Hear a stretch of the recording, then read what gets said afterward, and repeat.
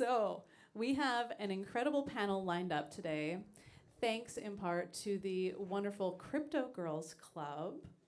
Woo!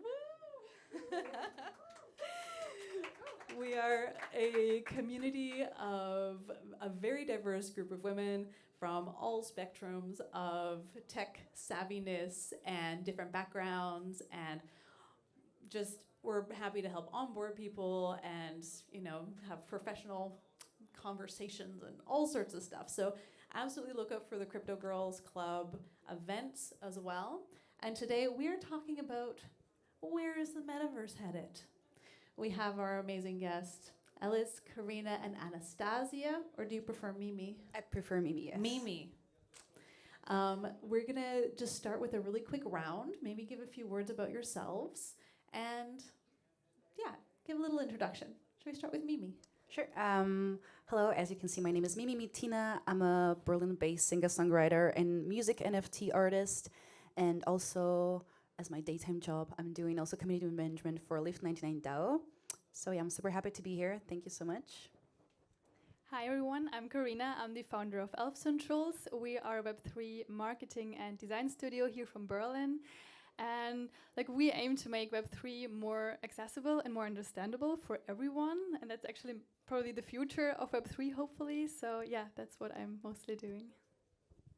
Hello, I'm Elis. I'm an art director. So actually I help brands, NFT projects to do visual identities and branding. I'm also doing digital art and started recently to create my one-on-one NFT collections. And also I'm into music production and created my first song to be minted soon, hopefully. Amazing. So my first question is a little bit about how, what is your story, firstly, in terms of art and music?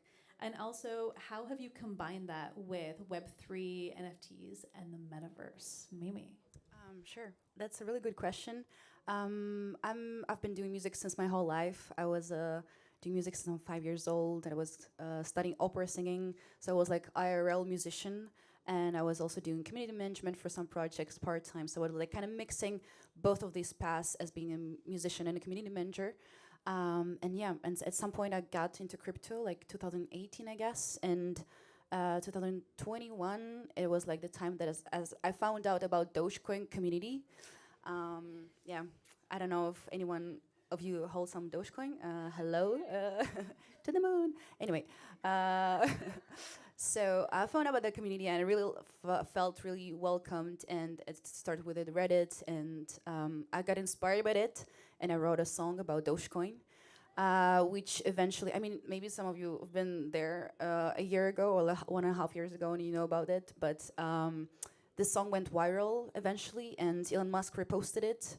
So that's how I went into NFT and how I found out about NFT, because Dogecoin community pushed me into minting this viral song, I was like, okay, what the hell is NFT? But well, so yeah, I started my first research. My first platform was Mintable, which I don't use anymore at the moment, but 1.5 years ago, I feel like it was a struggle as an artist with no technical background, to get into the space. And for now, I'm super happy that it's much more common and normal for IRL artists also to transition. So yeah, that's a bit of my story.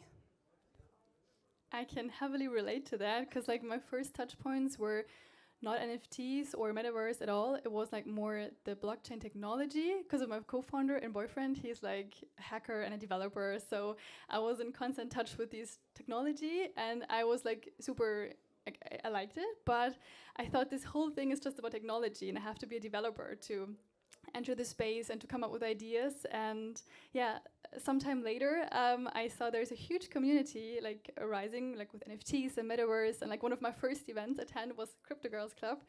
So I saw, okay, they're also non-tech people. This is super nice. And then we thought next to our Web2 marketing, the project's really lack of good communication. It's so technical, and for people like me, it's just hard to understand it.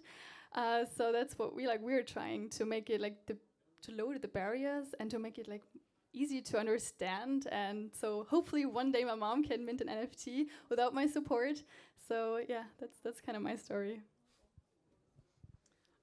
I also haven't heard of the word of like NFT until January 2021. I was doing advertising, and until one client approached to me and asking to do branding for their NFT project. It's the NFT landing platform called Drops. And I started gathering a small creative team and consisting of illustrators, UI designers, copywriters, game designers, and I was responsible for the overall look and feel and cohesive look of the all marketing materials and websites and NFT collections. So this is how I started, but before I also had no idea, and after starting, I started being more and more interested because I was also doing digital art and saw some potential, like kind of monetize what I've been doing. So yeah, that's it. Amazing. I want to hear a little bit more about each of your first projects and also how you relate to your collectors or fans and what that relationship looks like now. Sure. So basically, as I said before, my first project was the Dogecoin song, and yeah, I feel like it was like somehow a kind of a random and like a special experience because as if I would start now from the start, and I'm also like helping other music artists to onboard into the space, is as I would start now, it would be like completely different way. But yeah, of course, my first collection was 101, just like the visual and audio NFT, and yeah, I kind of sold it to just to the Dogecoin community as I was already in the Dogecoin community. So it was kind of hard for me to transition from the Dogecoin community to like a broader audience because I didn't want to. I mean, I love Dogecoin community, but I didn't want to stuck in this niche kind of. So for me personally, in my experience, I had struggles like to kind of transition from like to a broader audience who are like also just interested in music NFTs and want to support just the artists for music and get the value that you get from it. So yeah. Well, I mean, at the moment we don't have an NFT collection as we're more supporting projects on their way of advertising and community building. But it's super funny, before I bought my first NFT, we created one on ourselves, like from our other agency, and it was for real estate people. And it was super funny because like they were like, okay, what the fuck is an NFT? Like, why do I need that? And that were my first experiences with creating one, and I saw, okay, like an NFT really needs to provide value and needs to be aligned with the community, because in this case, obviously, it was not aligned and they didn't really know what to do with it.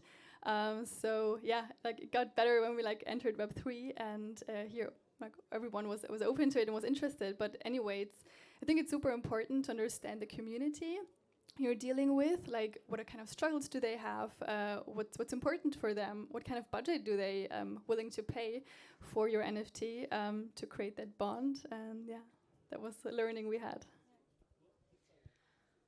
My first project actually was a generative NFT game.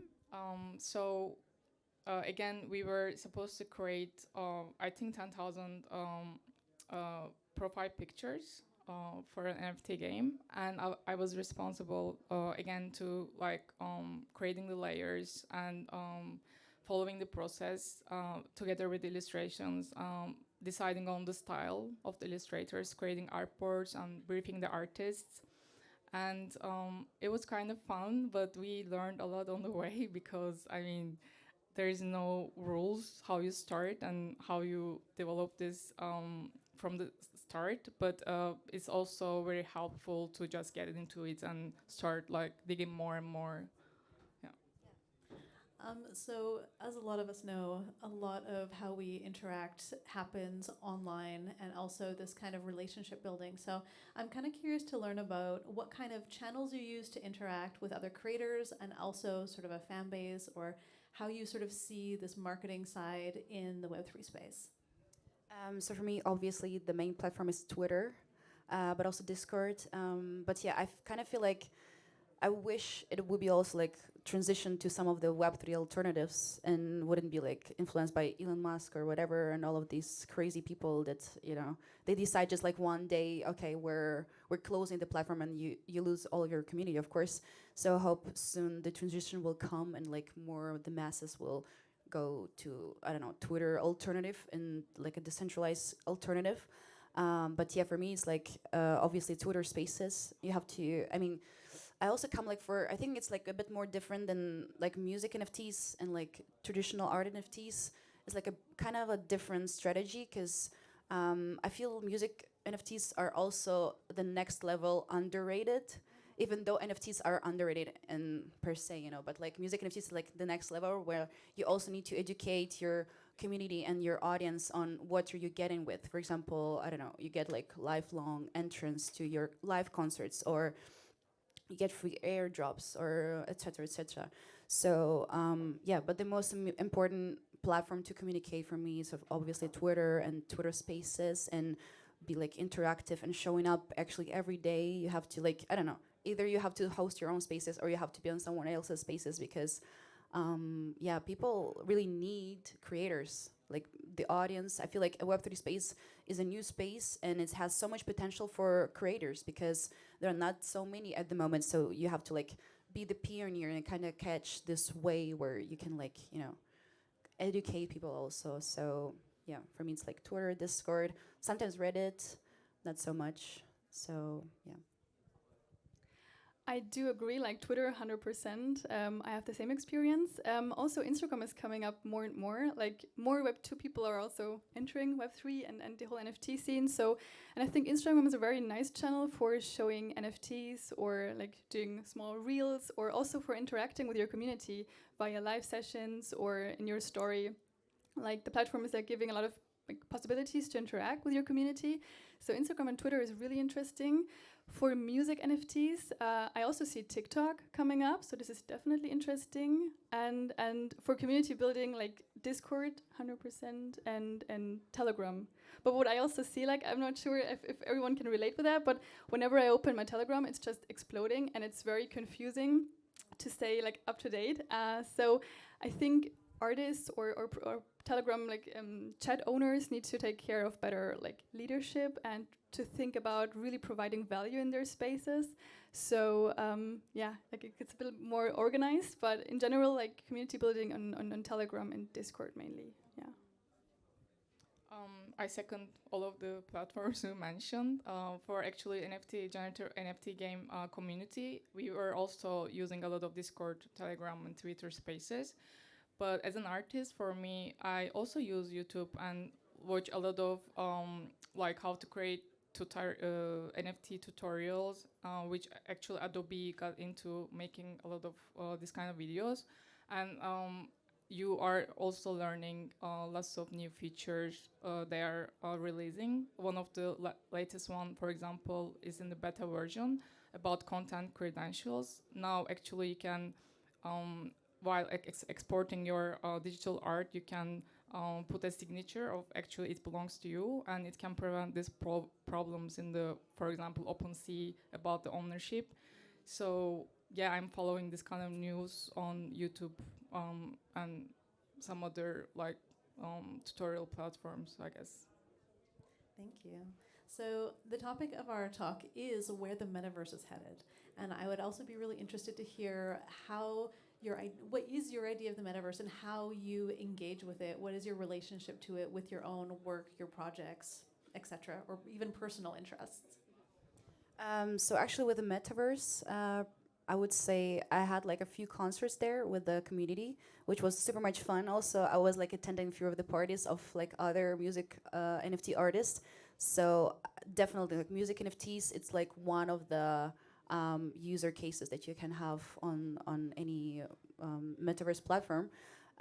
So I would say like it's the best one option, like to have like a live concert with like, I mean, you have to be like on the level with your equipment, I guess. You have to have a VR glasses and whatever. So like you as people will want to have like as closer experience to real life as possible, I would say. So I think like only having a computer is like not the same thing, and you cannot like, I feel like you cannot like catch your community by just like having concerts in the metaverse without them being like metaverse nerds already, you know. But yeah, it's just like a fun way also onboard people into your community. So for sure. Like I'm super thrilled about Metaverse and the idea behind it. I think we're at the very beginning. Like the graphics are very raw at the moment, but I think it's going to improve in the future. But I think the Metaverse will be more an extension of our real world rather than just a fantasy world. So like it will be there to overcome boundaries, to just like, for example, have meetings as a company. I would love to have just a meeting with people from, I don't know, Tokyo or whatever, and to see us and interact.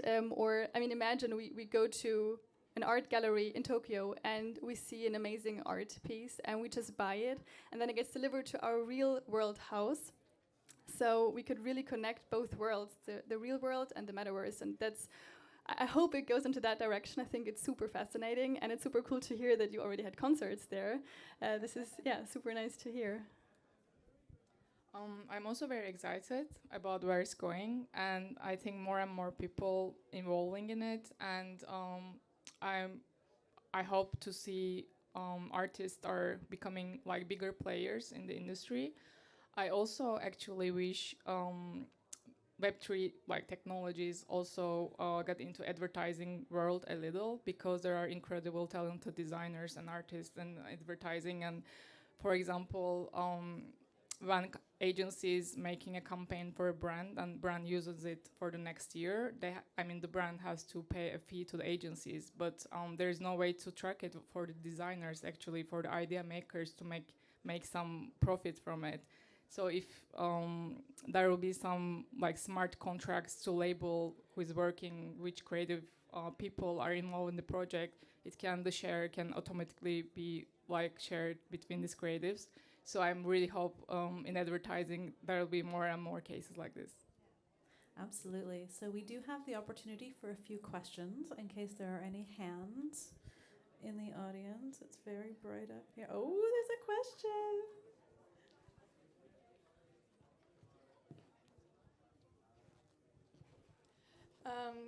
Like I believe that you network like a lot in your like communities, like you also know people who do similar things to yours. So besides you guys, maybe you could give us some recommendations of some projects or artists, singers that are also the kind of creators in the NFT and the metaverse space that we could search later and also get inspired by them. Yeah, for sure. Thank you so much for your question. I want to throw the main shill at one of the Berlin-based NFT artists. Actually, I don't know if you know them, but one of them is Violetta Zironi. She's like one of the biggest, and she has already like, I don't know, I think she had like already 5 collections, and she's super successful. And I think she's moving now. She's at the moment she's in Miami at also NFT conference there. So check out her, get inspired, and if you want to get into music NFTs for sure. Another guy is Josh Savage. He's also a great artist, also Berlin-based. I'm kind of colliding all over the world, you know, like local and the metaverse. So yeah, these 2 people are like super inspiring for me too. Then Dill, I guess, is the guy. He's from US, but he's like super committed. He's doing I think he was the one who, I don't know, probably if you like chilling on the Twitter spaces, you've seen him. He's doing music NFT radio like 24 hours per day. I don't know for how many days it's going, but it's still like ongoing. And a Twitter space, which is like a super funny idea actually. So I would say that this is like my top 3. So yeah. I don't really have artists in my head. Like I have one, I really like the art, but I don't know the name yet. I can like tell you later, but I do not have specific artists in my head that I could recommend. I mean, just maybe a platform. I was like thrilled by it. It was what you talked about earlier, like this Musée des Centrales. Like Anna and me, we checked it out and we were like, oh my God, this is so amazing. We walked around and I think it's still there, right? Yeah. So yeah, she was in there last week, and yeah, it's super nice to see this connection between real world and metaverse. Yeah. For me, honestly, Rebecca is one of the artists actually which inspired me. Like really check it out. Like her online exhibition was really really inspiring for me. And I heard she's up to some generative art projects, which is very exciting. It's going to take a minute, but yes, it's in the works. Traditional art meets generative art. Yes. Yeah. Okay, thank you. Is there any other questions out there? No? Going once, going twice? No? Oh, it's your own loss. So I do have one last kind of question. Well, it's a two-parter. So, like you mentioned that there are some hurdles in terms of like having the technology, if you're VR headsets and things like this. So I'm curious to know where you think the biggest challenges are in terms of onboarding people into the metaverse, but also more specifically into these kind of niche worlds of NFT music, for example, because like you mentioned, it's sort of like a niche within a niche because it's NFTs and then even, a smaller area. So yeah, what do you think are the biggest challenges? Actually, let's start with that, and then we can do one last thing. So the biggest challenges, I think, like for like specifically like music NFTs, is just like to educate even people on why would they buy music NFTs. I mean, I had so many discussions on so many conferences or whatever, like why would I buy music NFTs and whatever. So I'm trying like to explain that also coming from like a creator economy perspective, it's so much better. Imagine like all of your favorite artists will stop on one day and will boycott Spotify, Apple Music, Amazon, whatever, and will say, okay, we are going to Audios, or we're all just like doing like Sound XYZ collections from now on. So actually, this is also the challenge, kind of to educate the creators themselves. And I'm also like, for now, I'm also working on a small project, like building a Web3 kind of music record label, which is like an agency where I'm just starting with my friends, and I'm trying to onboard them and educate them on how to transition to Web3 and explain all of the benefits that they get. Because like by streaming on Spotify, you get like 0.00000001 cent per stream, I guess. So it doesn't make any sense to put so much work, and artists are like, most of them are poor, I would say, and they like so bad in marketing themselves. So I feel like it's also, you need like this bridge between like being an artist and marketing yourself, because Web3 space is mostly about marketing and community. You have to have a good story, you have to be great at storytelling. So that's a lack on the creator side, I would say. So it's also, if creators will be like more educated and be willing and to improve kind of their, I don't know, life standards, or like, I don't know, whatever, it will also be much of like the expanding of the onboarding will be much faster, because we also see like the big stars, like, I don't know, what was his name? Like the rappers or whatever, like making the collections now. So it's like, it's becoming more mainstream, but we still need some time, I guess, like to educate people. Yeah. We also have been given a time, 2 minutes, so let's. So yeah, actually I have two things in mind. You already mentioned the education part. Like whenever I talk to the Web2 people, they just don't understand the sense of a music NFT, for example. So they don't get why we need this decentralization and this stuff. So it's an education thing, but mainly a UX thing. We just use these like weird Web3 language. It's so hard for non-Web3 people to understand it. Like, why are they saying GM the whole day, even if it's night? So like, it's in a different language, and I think it's hard for Web2 people to enter. They're a little scared, and definitely the technical like barriers. So what I said earlier, like, they don't get the sense of a project because like it's so technical explained. So yeah, that's a problem. And I also think UX and UI could be more friendly and welcoming for the new users, and make it more simple to like for them to participate in more freely. So yeah, definitely UX and UI. Amazing. So to end this on a positive note, from 1 to 3 words, what are you excited about for the metaverse, NFTs, etc.? What am I excited about? Yes. I don't know. You got me. Music NFTs. For sure, music NFTs is already 2 words, okay? Well, 1 to 3 is totally fine. I'm actually excited about the new decentralized word. I don't know. I feel like I'm the biggest propagandist in this sense because I'm fed up as an artist myself. I'm very, very fed up with the old world. So the one word would be new word, new internet, and music NFTs. So. I have maybe 2 things. Like the one thing is making things visible that needs to be seen, like bringing stuff on chain. And the other thing is like connecting metaverse and real world, what I said earlier. Yeah. I'm excited to like these glasses become more usable in the daily lives and start using them as soon as we like are getting into it. Absolutely. Thank you so much. Can we have a huge round of applause for these amazing women, please?